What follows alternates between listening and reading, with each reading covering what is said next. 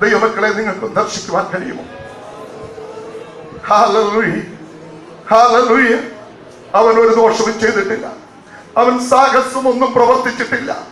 കണ്ടാലാളല്ല എന്ന് തോന്നുമാറ് അവന്റെ മുഖമെല്ലാം പിച്ചി പറിക്കപ്പെട്ടവനായി, അവന്റെ മുഖത്തെ രോമമെല്ലാം പിച്ചി പറിക്കപ്പെട്ടവനായി. സ്തോത്രം, സ്തോത്രം.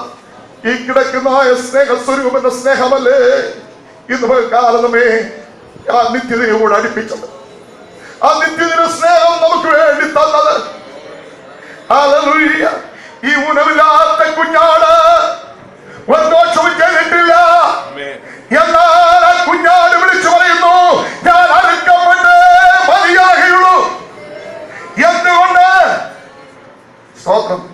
എന്റെ യജമാനായ അതേ യജമാൻ ഒരു വീണ്ടെടുപ്പ് നടക്കണമെങ്കിൽ എന്റെ രക്തം ചൊരിഞ്ഞ് മതിയാകുള്ളൂ.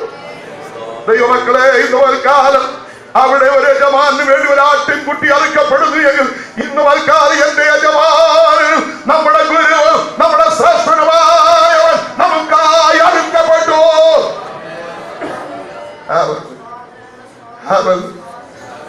അതെ, 4 കോടതി മാറി മാറി 7 പ്രാവശ്യം അനുസരിച്ചു. 4 കോടതിക്ക് പറയുവാൻ കഴിയുന്ന ഒരേ ഒരു ന്യായം, ഞങ്ങൾ ഇവനിൽ ഒരു കുറ്റം കണ്ടിട്ടില്ല, ഞങ്ങൾ ഇവരിൽ ഒരു കുറ്റവും കണ്ടിട്ടില്ല.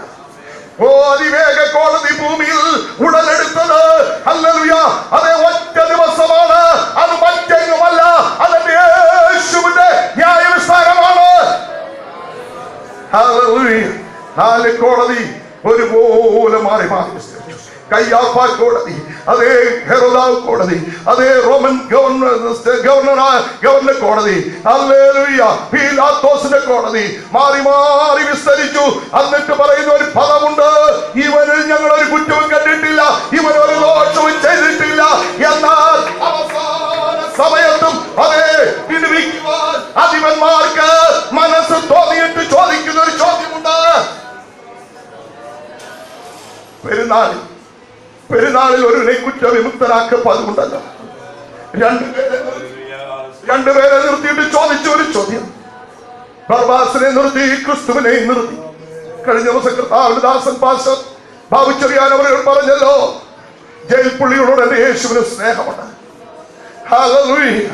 ക്രൂശിൽ കിടക്കുമ്പോൾ 2 ജയിൽ പുള്ളികൾ അതേ ന്യായവിസ്താര സഭയുടെ മുമ്പിൽ അതേ ഒരു ജയിൽ പുള്ളി ലോകം വിളിച്ചു പറഞ്ഞു, ഈ ബർബാസിനെ